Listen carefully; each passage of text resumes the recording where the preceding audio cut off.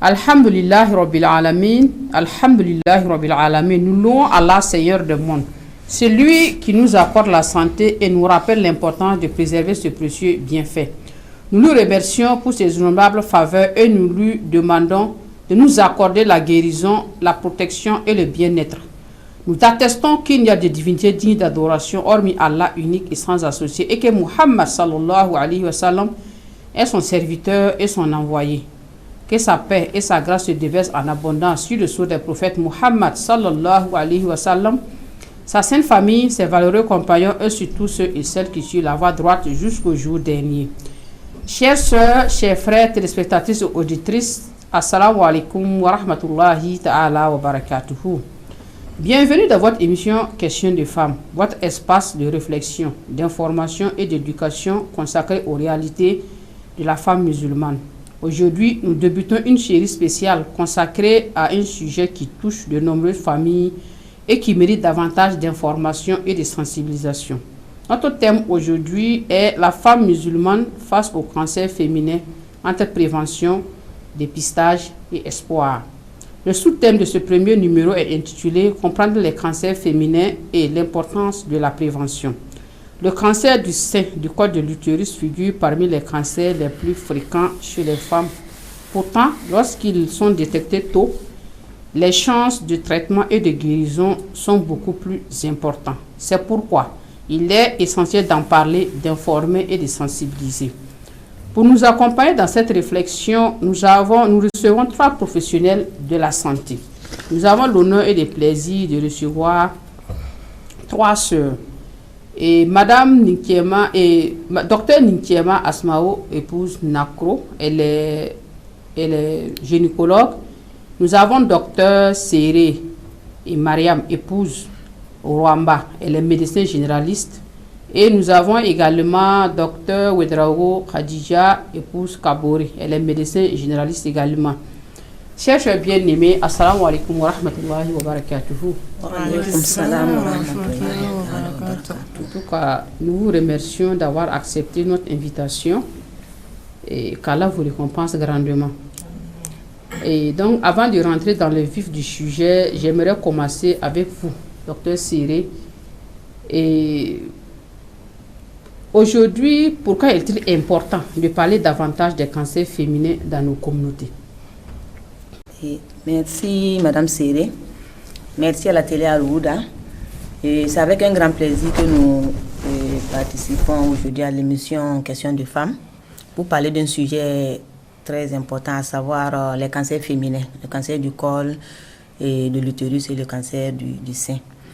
Donc pourquoi est-il important de parler davantage des cancers féminins dans nos communautés de nos jours?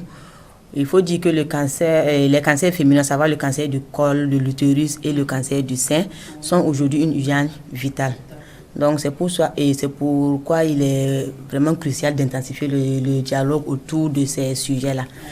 Voilà, afin de lever les tabous et vaincre la peur. Voilà, parce que le cancer est souvent associé à une fatalité.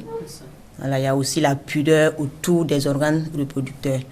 Voilà, qui font que les femmes sont souvent réticentes à parler des symptômes qu'elles ressentent, tels que une boule dans le sein, les saignements en dehors des règles. Voilà, donc en parler vraiment permet de lever les tabous, comme j'ai dit. Voilà. Voilà, il faut aussi en parler pour promouvoir le dépistage précoce. Qui permet en tout cas une prise en charge facile, si c'est dépisté tôt. Voilà, il faut aussi en parler pour en tout cas donner la bonne information aux femmes, parce qu'à l'absence d'une information médicale fiable, voilà, les femmes peuvent se fier aux informations sur internet et autres qui ne sont pas toutes les toujours, informations sont pas toujours fiables. Voilà. Donc l'information en tout cas elle est importante ici. Voilà, c'est le premier remède. Il faut être informé voilà, pour savoir de quoi il s'agit exactement. Donc c'est important.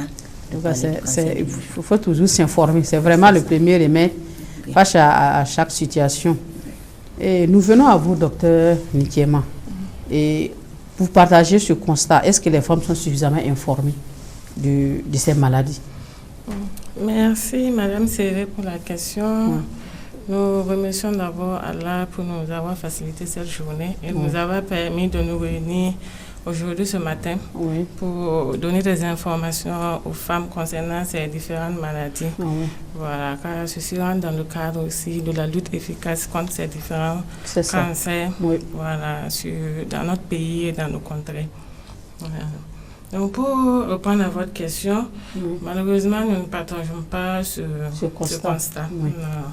Bon, c'est vrai que ces dernières années, nous avons constaté une multiplication des campagnes de sensibilisation par rapport à ces cancers, aussi bien dans les zones urbaines, en ville, que dans les zones reculées et éloignées. Mais malgré ces efforts, nous constatons de voir des femmes qui continuent à venir en consultation dans les centres de santé, déjà à un stade avancé de la maladie. Voilà, ce qui montre que le niveau d'information n'est pas vraiment suffisant à nos jours et qu'il reste encore beaucoup d'efforts à faire. Ok, alhamdulillah. Je viens à vous, Dr Ouedraogo. Selon vous, quels sont les principaux défis que vous observez sur le terrain en matière de sensibilisation? Ok, alhamdulillah. Merci beaucoup pour la question. Les principaux défis que nous observons sur le terrain sont entre autres. Et déjà, il y a la peur. Voilà, la peur de découvrir une mauvaise nouvelle. Et après un dépistage, la peur de découvrir un symptôme tardif. Voilà. Et il y a aussi que certaines femmes associent le cancer à la mort. Et toutes ces croyances font barrière à la sensibilisation et limitent souvent la transmission de l'information autour de ces cancers. Deuxièmement, il y a les pesanteurs socioculturels. Dans certaines localités, la question de cancer est considérée comme une impureté, voilà, une malédiction, voilà, comme la sorcellerie. Et certaines femmes, voilà, par peur de s'exposer à la stigmatisation, préfèrent rester dans le silence, malgré qu'elles ont la bonne information. Voilà. Après ça, il y a les barrières financières et géographiques. Voilà.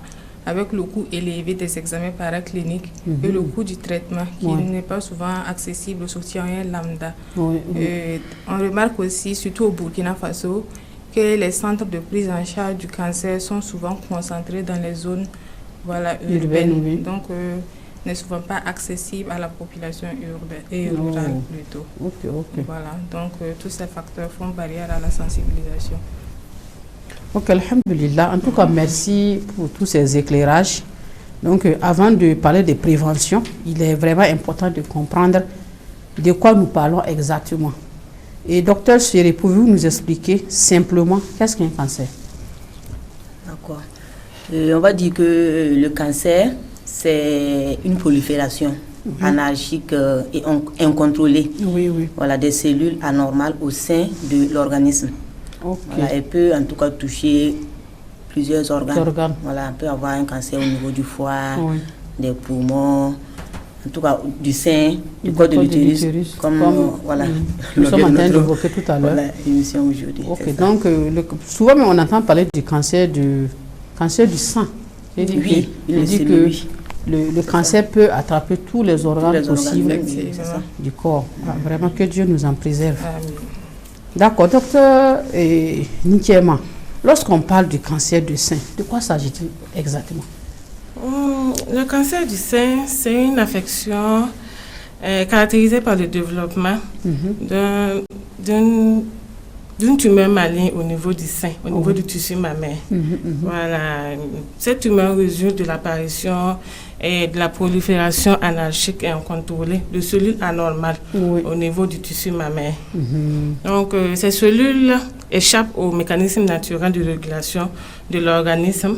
Donc, débuter au niveau du sein, ils peuvent, à long terme, envahir les tissus environnants à côté du sein et même se disséminer au niveau des organes du voisinage et aux autres parties du corps. Oui, et c'est généralisé à tout le corps. Donc, quand on parle du cancer du sein, c'est ce qui attaque vraiment le sein des femmes. Mais au niveau des hommes, les hommes aussi peuvent souffrir. Oui, les hommes aussi peuvent souffrir. Bon, c'est comme on l'a dit tout à l'heure, le cancer peut attraper tout. Oui, ça peut attraper tout le monde. C'est principalement les femmes, mais il y a aussi des hommes qui peuvent faire le cancer du sein.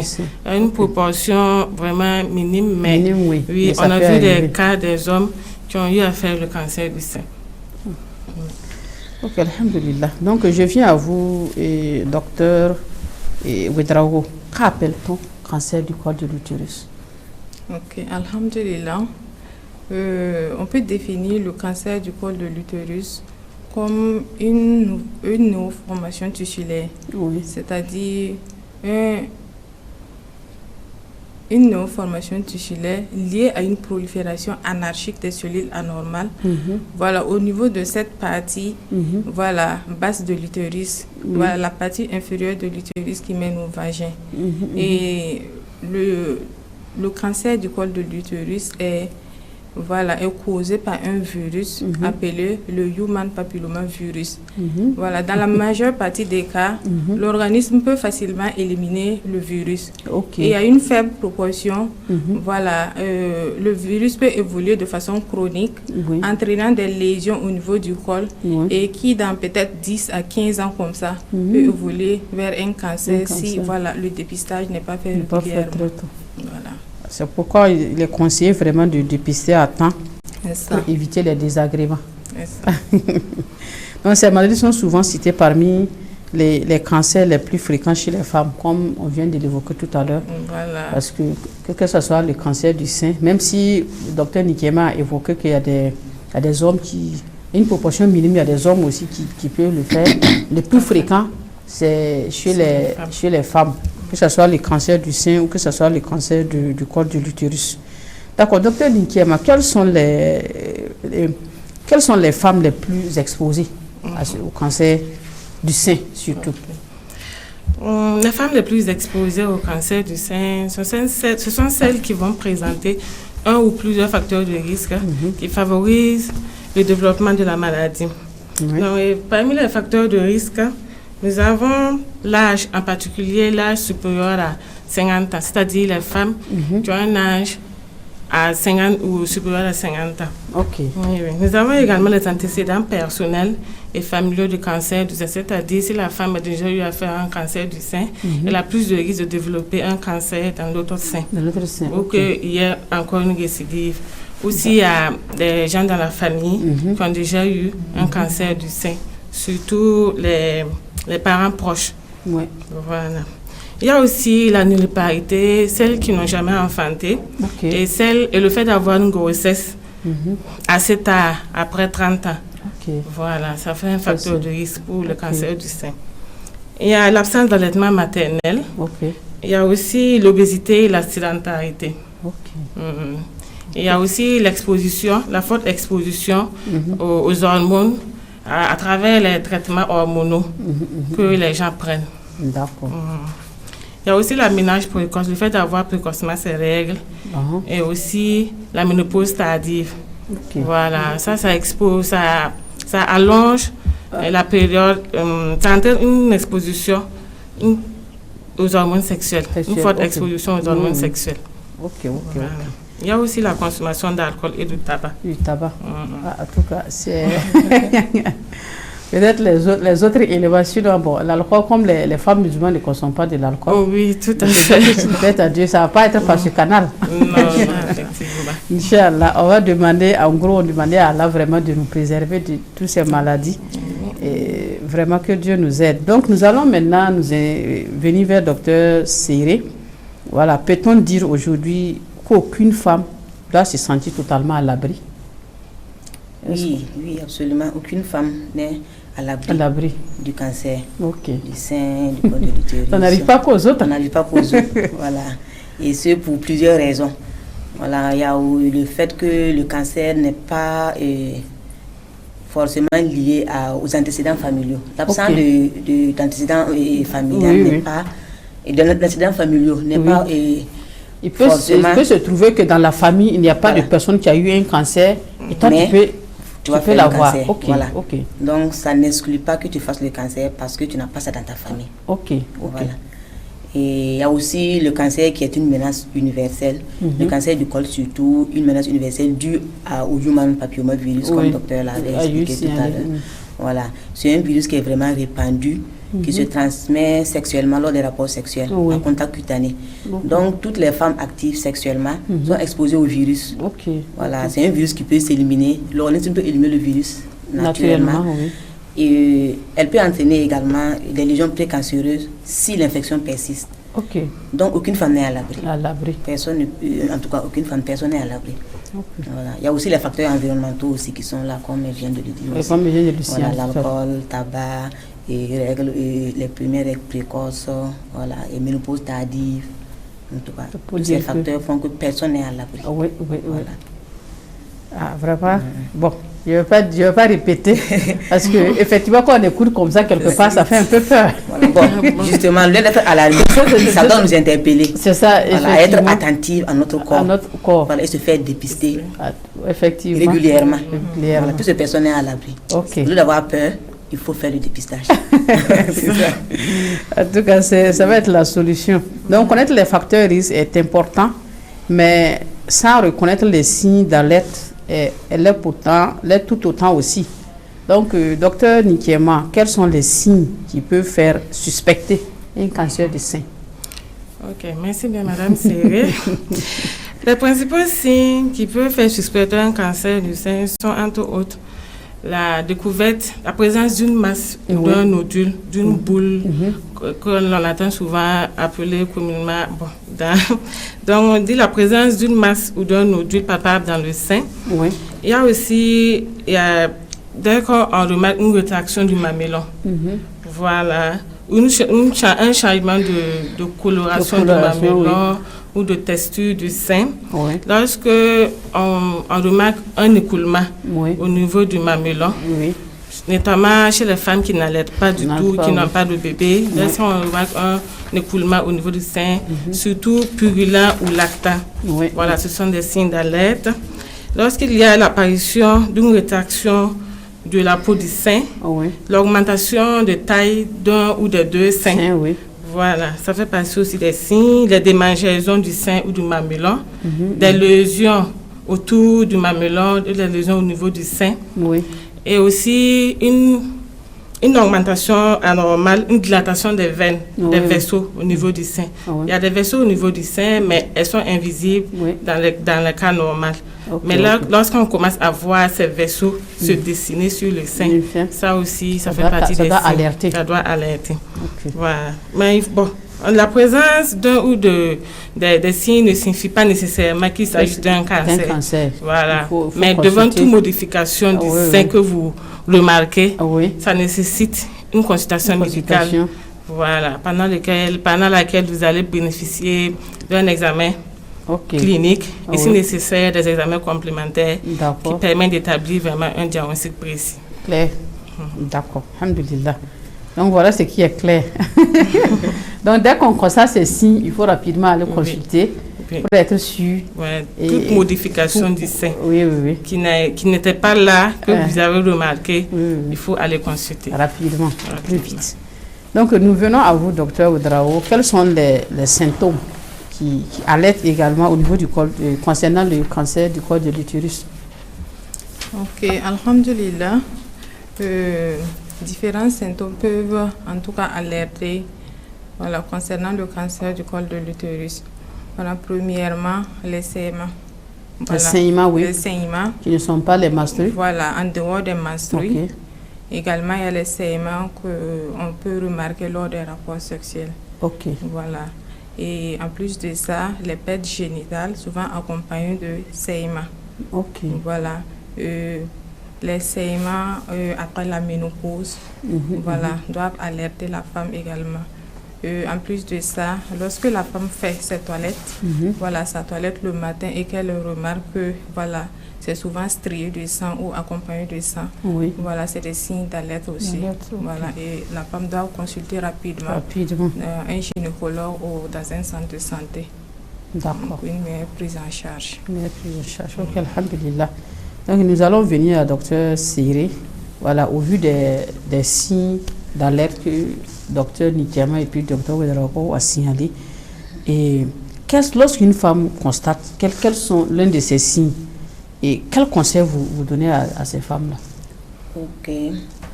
Face à un signe suspect, comme une masse dans le sein, des saignements comme elles ont cité. Donc le premier réflexe là, c'est de se rendre en tout cas à un centre de santé pour consulter un professionnel de santé. Ok. Voilà. Donc, c'est ça. Il dit qu'on ne se contente pas de ce qu'on a entendu, Voilà. Et puis on tire la conclusion. C'est ça. Et puis voilà, souvent comme Dr Ouedraogo a eu à évoquer dès le départ, ce qui fait que dans la question au niveau de la sensibilisation, ce qui freine souvent, c'est les questions de moyens aussi. Oui. Et vu les petites informations que les gens ont souvent, peuvent tirer leurs conclusions.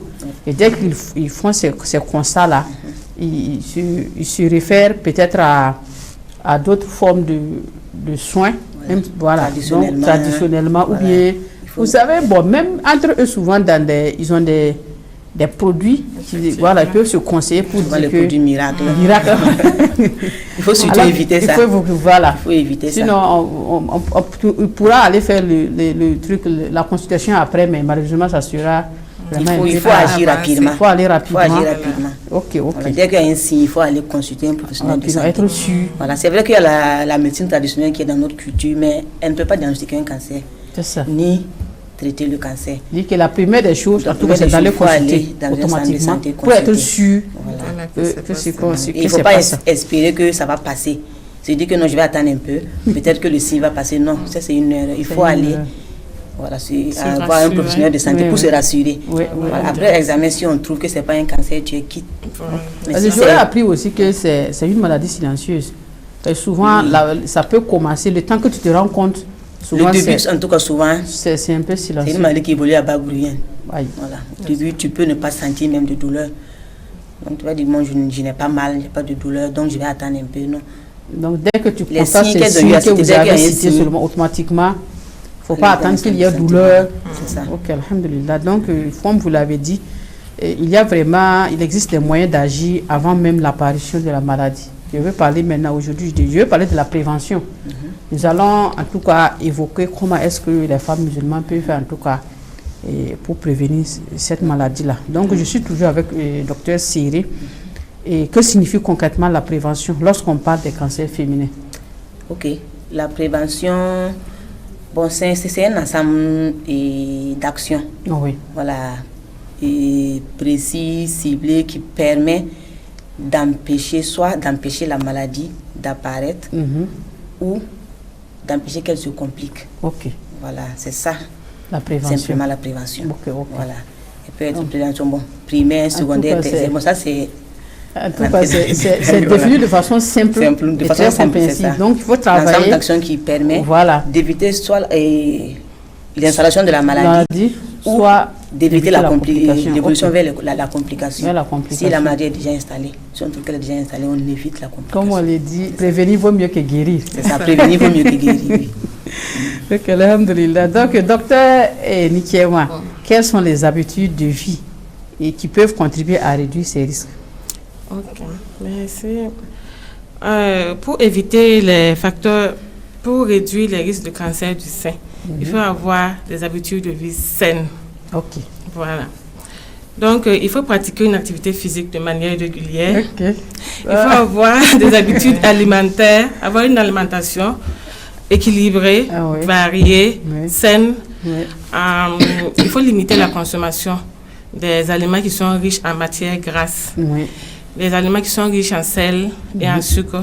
Et il faut privilégier les fruits et les légumes. Oui. Il faut maintenir un poids corporel normal afin d'éviter l'obésité, partie des facteurs de risque. Il faut éviter la consommation d'alcool et de tabac. Et aussi éviter l'automédication. Voilà, surtout en particulier l'utilisation des traitements hormonaux comme les pilules sans avis médical. Voilà, ça entraîne une exposition aux hormones à cette maladie. Voilà, qui font partie des facteurs de risque. Il faut favoriser l'allaitement maternel autant que possible. Elle dit que l'islam même conseille il faut aller jusqu'à 2 ans. Voilà. Elle dit que l'islam n'a rien fait au hasard. Tout à fait. Il faut aller jusqu'à 2 ans.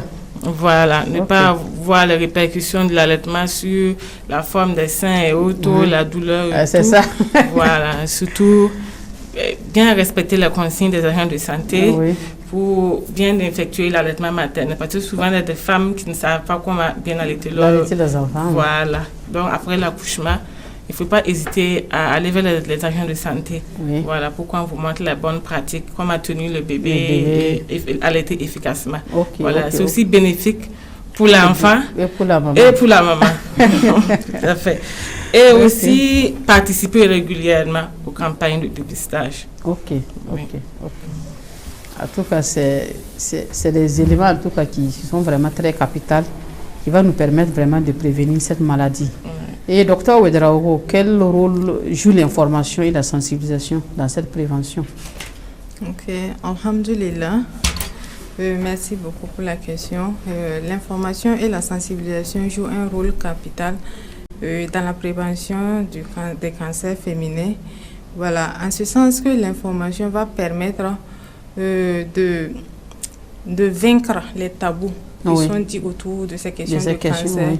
Voilà, de vaincre la peur autour du dépistage. Oui. Voilà, également, la sensibilisation va permettre de faire la promotion de la vaccination. Parce qu'il y a beaucoup de gens qui ne savent toujours pas que le vaccin existe contre le HPV. Voilà, eux qui peuvent prévenir contre le cancer du col de l'utérus. Voilà, uniquement pour le cancer du col de l'utérus. Voilà.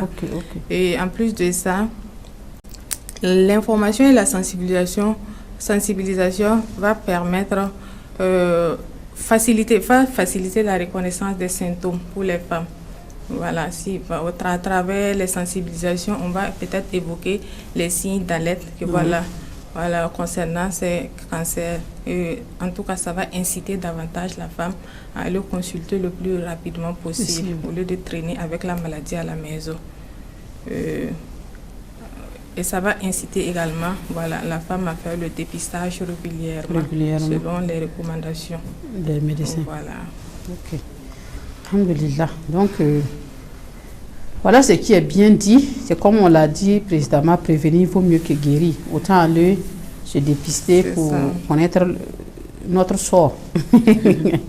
Docteur Séré, comment en tout cas dépasser ces peurs et ces préjugés comme on a en train d'évoquer? Parce qu'effectivement, quand on a peur et des préjugés également, comme on vient de l'évoquer, nous sommes en Afrique.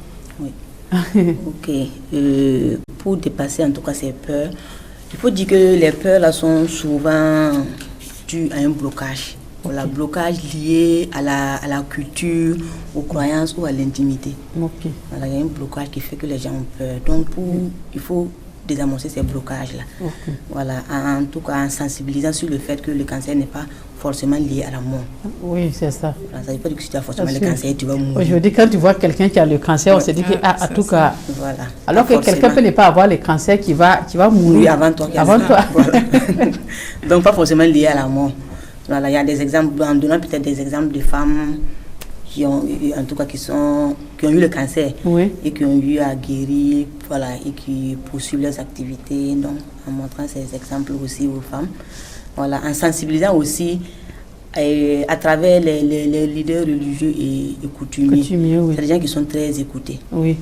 Voilà, aussi les associations de femmes. Il faut passer par eux. Voilà, on peut passer par eux pour sensibiliser. Parce qu'ils sont vraiment écoutés. Voilà, si un leader dit par exemple que c'est bien d'aller se faire dépister, les femmes vont écouter plus rapidement. Voilà. Donc, c'est ça surtout. Voilà. Et puis lever le tabou autour de l'intimité. Voilà, c'est ça. C'est comme vous avez si bien dit, il faut vraiment encourager les femmes dans ce sens. C'est ça. Et les croyances aussi jouent un rôle important parce que si effectivement, si c'est les leaders qui demandent aux adeptes d'aller se dépister ou les encourager même au cas où il y a un problème. Voilà, donc tout ça, ça peut en tout cas vaincre cette peur. Voilà. Il faut impliquer les hommes aussi. C'est ça. Les hommes, il faut les impliquer. Voilà, parce qu'un homme qui est bien informé va encourager sa femme, sa soeur ou sa mère à aller se faire dépister. Ça, c'est vrai. Les impliquer aussi. Voilà. Ce sont nos compagnons de tous les jours. C'est ça.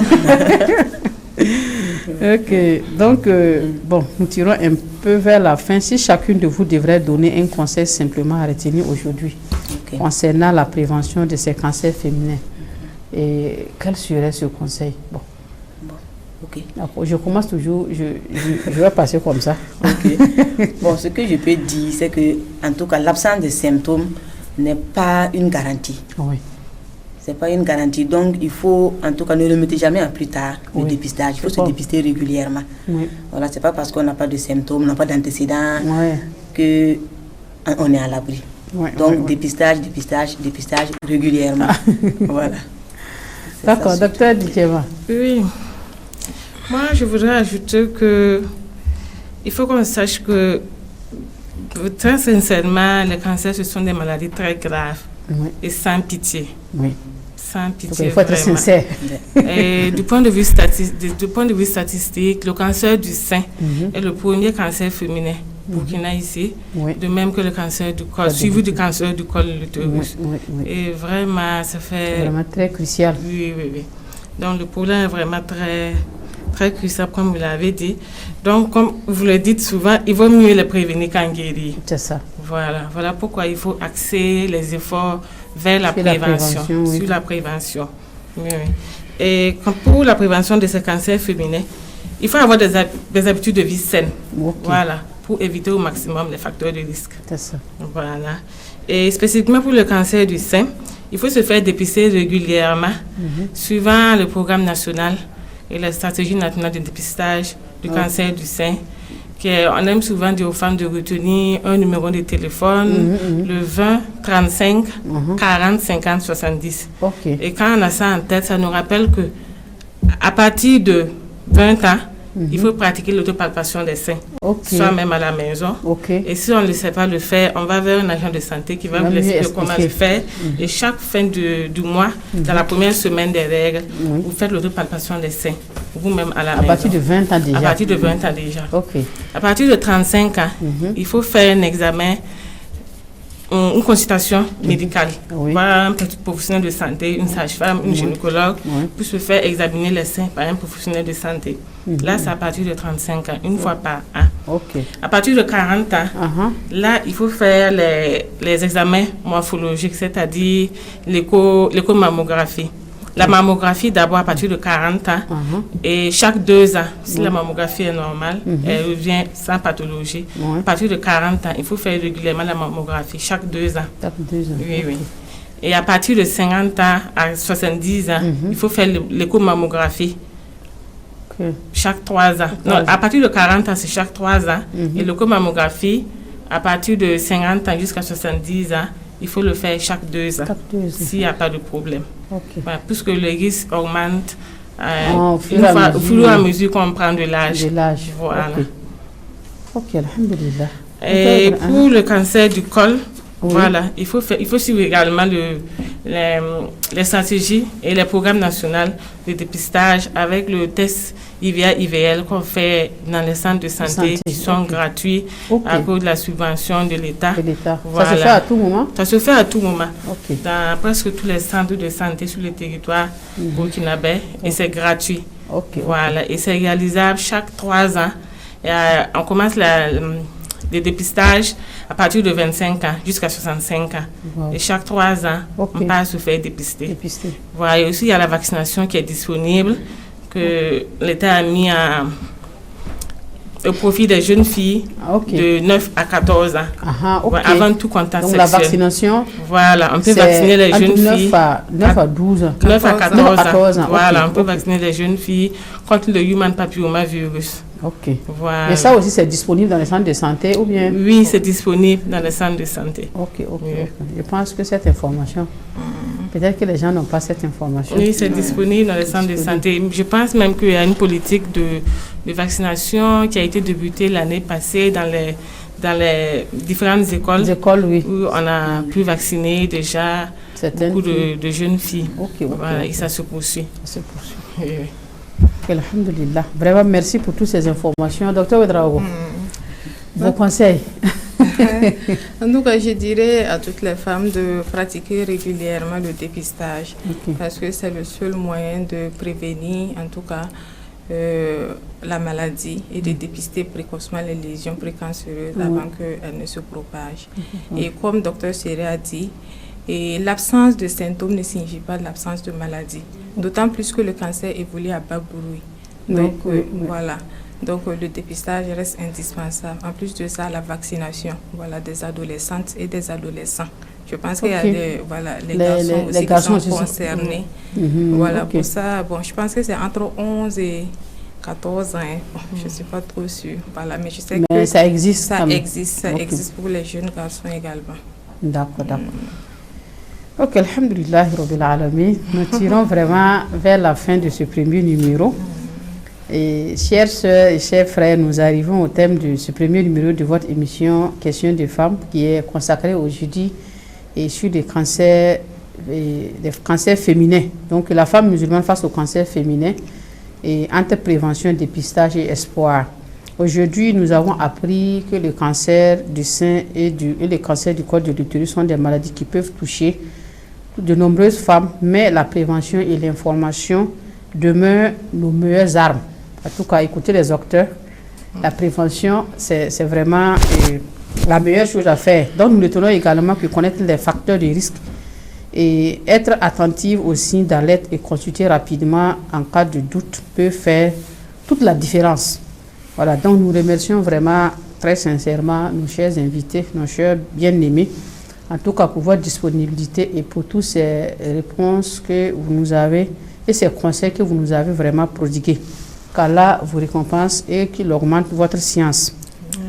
Et à vous, auditrices et téléspectatrices, merci vraiment pour votre fidélité et à votre émission Questions des femmes. Donc, nous vous donnons rendez-vous pour le deuxième numéro. Nous allons toujours parler des cancers féminins. Assalamu alaikum wa rahmatullahi ta'ala wa barakatuh.